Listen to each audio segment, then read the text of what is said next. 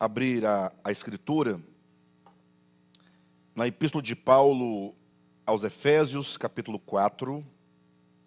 Nós vamos seguindo aqui no nosso estudo dessa epístola, hoje a partir do versículo 17, vamos ler do 17 até o versículo 24.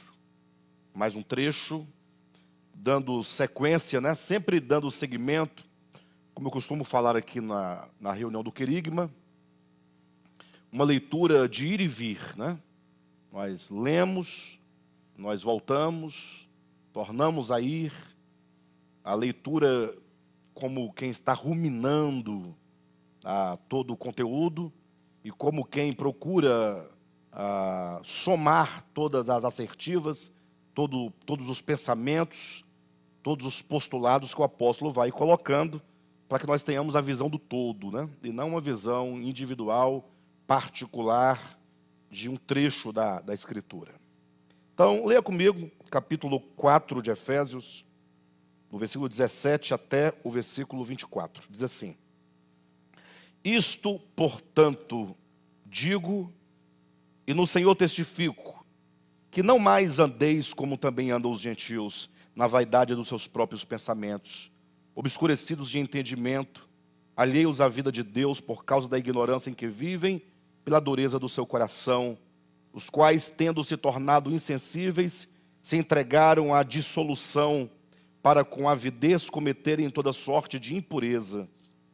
Mas não foi assim que aprendestes a Cristo, se é que de fato o tendes ouvido e nele fostes instruídos, segundo é a verdade em Jesus, no sentido de que, quanto ao trato passado, vos despojeis do velho homem, que se corrompe segundo as concupiscências do engano, e vos renoveis no espírito do vosso entendimento, e vos revistais do novo homem, criado segundo Deus, em justiça e retidão, procedentes da verdade.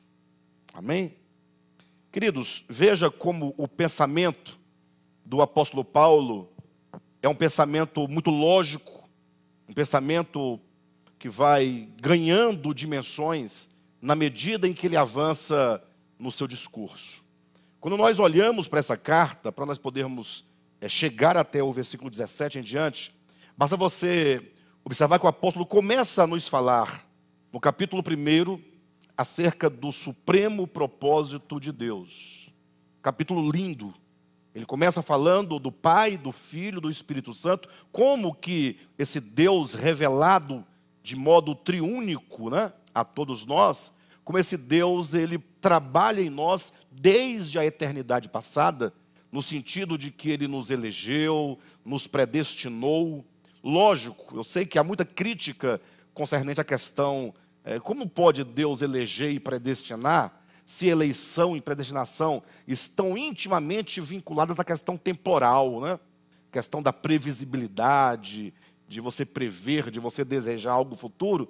Como pode ser isso se Deus é eterno e o tempo e o espaço habitam nele, que é eterno? Nós temos que entender que a Escritura, ela sempre vai usar uma linguagem humana. As categorias com as quais a Bíblia trabalha, ela é a categoria tempo, espaço, temporal e espacial, porque a Bíblia foi feita para o homem, né? Não foi feita para anjos, nem para Deus, nem para seres de outra dimensão. É um livro de natureza divina, no sentido da inspiração, mas é um livro que trabalha aspectos do tempo, do espaço, dos homens, da cultura. Aqui há um aglomerado de coisas. Tanto é que a nossa leitura tem que ser feita por divisões de substratos. Quando você lê a Bíblia do ponto de vista histórico, você lê a Bíblia do ponto de vista social, do ponto de vista, digamos, da visão, da cosmovisão daquele que fala, do narrador, é o ponto de vista narrativo, e lê a Bíblia do ponto de vista hermenêutico, como quem busca a revelação de Deus. Então são vários níveis de leitura. Como os cristãos não costumam fazer essa distinção, eles tomam tudo por palavra de Deus e querem colocar tudo no mesmo nicho, né, de interpretação.